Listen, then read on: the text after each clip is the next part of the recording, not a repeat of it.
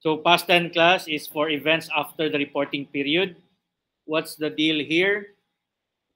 For our financial statements class, it's always for a particular period or for as of a particular date. But what if events will happen after the reporting period, but before we have issued the financial statements? Should we adjust our financial statements or not? That question is answered by this standard class. And there are events that happen after the reporting period wherein we will have to make adjustments, but sometimes uh, there are transactions that will happen after the reporting period which we will not make any adjustments. The amounts reported as of the reporting period will remain as is. Okay, but in some instances, the standard will just require you to make additional disclosures. But there are also another scenario class wherein you will have to completely ignore the event after the reporting period. So we have three kinds of classifications here, class. You have your adjusting event, wherein you will have to adjust the balances from your financial statements. Number two, the non-adjusting events, which will not require adjustments to the amounts reported in the financial statements, but may require changes to your disclosures. And third, those that are to be completely ignored. And it's a matter of timeline, class. And depending on whether or not they represent information that are or conditions that are already present as of the reporting date. I know you're familiar already with this one class. Okay, you've taken up, or is this discussed in CFAS class? So of course, very important, the definition class. Events after the reporting period are those events, favorable and unfavorable, that occur between the end of the reporting period and the date when the financial statements are authorized for issue. Okay, two types of events can be identified. Those that provide evidence of conditions that existed at the end of the reporting period, and these are referred to as your adjusting events, and those that are indicative of conditions that arose after the reporting period. This is what we are going to refer as non-adjusting event. Okay, so if it pertains to conditions existing already, class, but only made known after the reporting period, or only discovered or only learned after the reporting period, you will have to make adjustments. Okay, but if they represent conditions that are not present at the time of the balance sheet date or your income statement, then it will not be an adjusting event. But again, there may be a need for additional disclosures. Okay, when can they be considered as an event after the reporting period under past 10 class? If they happen when? Between the end of the reporting period and the date when the financial statements are authorized for issue. Beyond the date when the financial statements are authorized for issue, technically you can call them events after the reporting period, but they will no longer be covered by past 10. They are to be completely ignored. Proceed to the examples class, which is in page 6.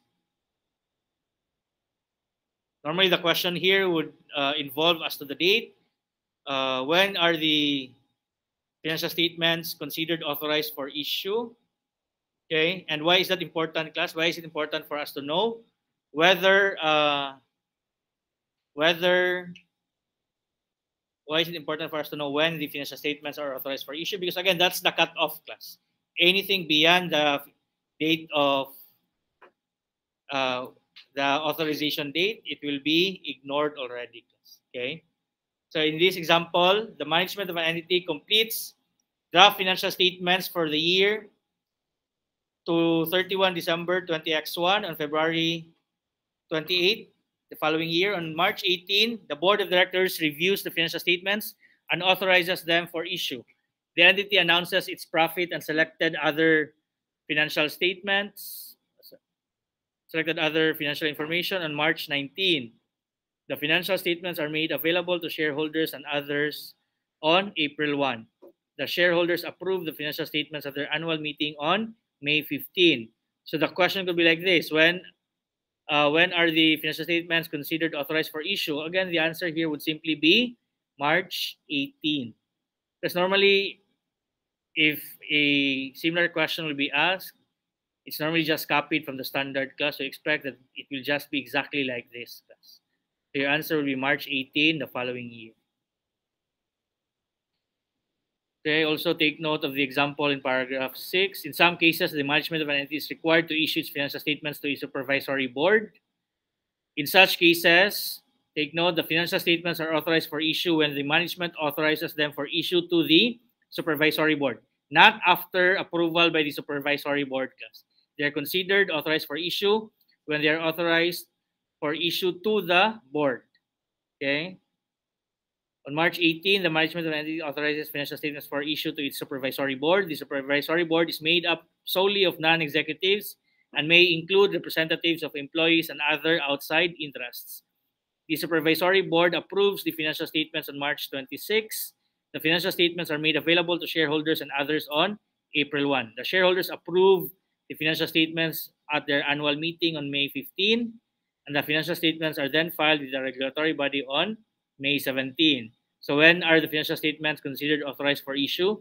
Not at the date of approval by the board class, not on March 26, but on March 18. Is the answer always March 18? No. Next, proceed to paragraph 8. Adjusting events. Obviously, an entity shall adjust the amounts recognized in its financial statements to reflect adjusting events after the reporting period. Proceed to paragraph 9. This is now where the multiple choice questions will come from. Okay, paragraph 9 gives you the following are examples of adjusting events. Okay, so and then you put this beside paragraph 11, which gives you examples of non-adjusting event.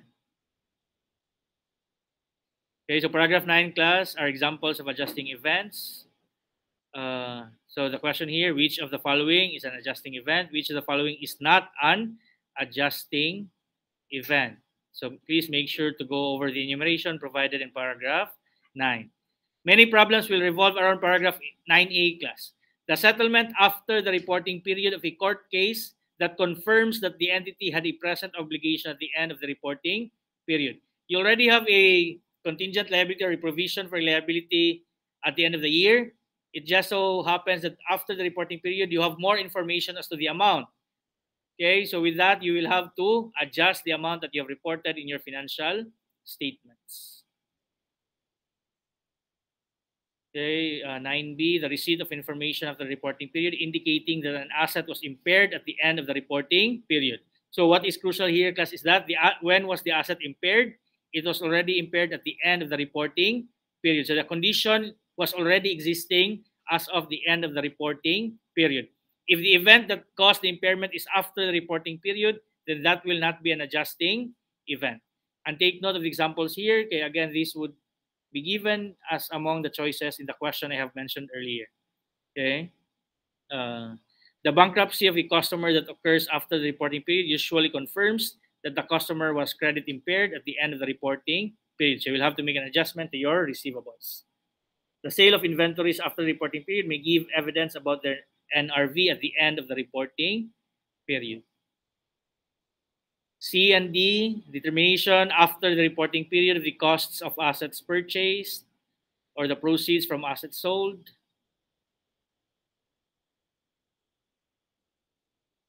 Of course, letter E class should be an adjusting event. The discovery of frauds or errors that show that the financial statements are incorrect.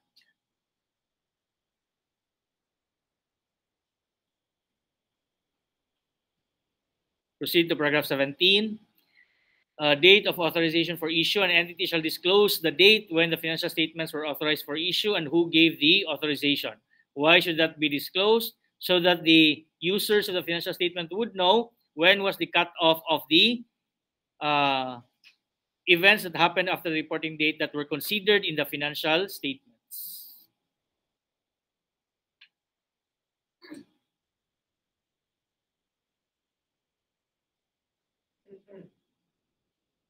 Paragraph 21, if non-adjusting events after the reporting period are material, non-disclosure could influence the economic decisions that users make on the basis of the financial statements. That is why, even though we will not make any adjustments, an entity shall disclose the following for each material category of non-adjusting event. So what are the two things that must be disclosed, class? The nature of the event and the estimate of its financial effect. Paragraph 22, the class gives you the enumeration or the examples I mentioned earlier. The following are examples of non-adjusting events after the reporting period. So the examiner will just choose from the enumeration in paragraph 22 and paragraph 9?